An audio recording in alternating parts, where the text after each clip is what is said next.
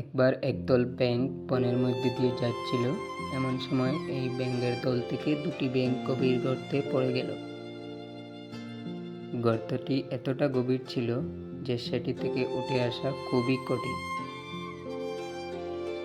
তবুও ব্যাঙ দুটি তাদের সাধ্যমতো চেষ্টা করে যাচ্ছিল।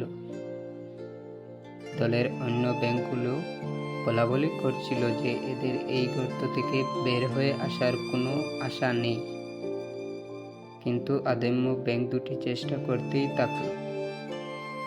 তারা প্রাণপণে লাফিয়ে খাদটির ঢালু জায়গা পার করে শেষের দিকে খাড়া অংশের কাছে এসে আবার উল্টে নিচের দিকে পড়ে যাচ্ছিল।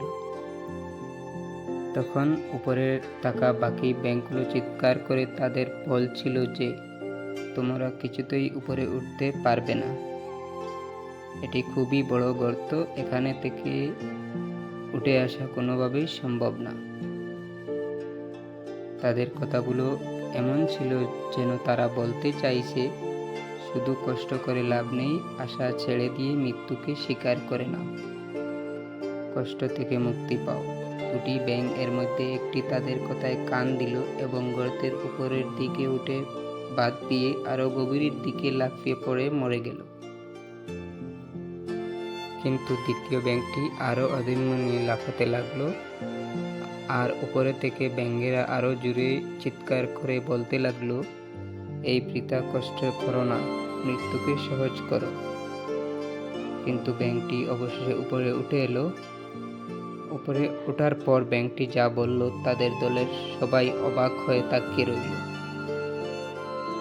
ব্যাঙটি বলল, উপরে থেকে তোমরা চিৎকার করে করে আমাকে উৎসাহ দেওয়ার কারণেই আমি মনোবল পেয়ে উপরে উঠে আসলাম। তোমরা না থাকলে আমি হয়তো হাল ছেড়ে দিতাম। আমি কানে শুনতে পাই না, শুধু চোখে দেখেছি তোমরা গলা ফাটিয়ে আমাকে উপরে উঠে আসতে বলছো। গল্পের শিক্ষা: আশেপাশের মানুষের একটু উৎসাহ মানুষকে কঠিন বিপদেও সামনে এগিয়ে যেতে সহায়তা করে এবং নেতিবাচক কথায় কান না দিয়ে নিজ লক্ষ্যে অবিচল থাকলে সফলতা আসে।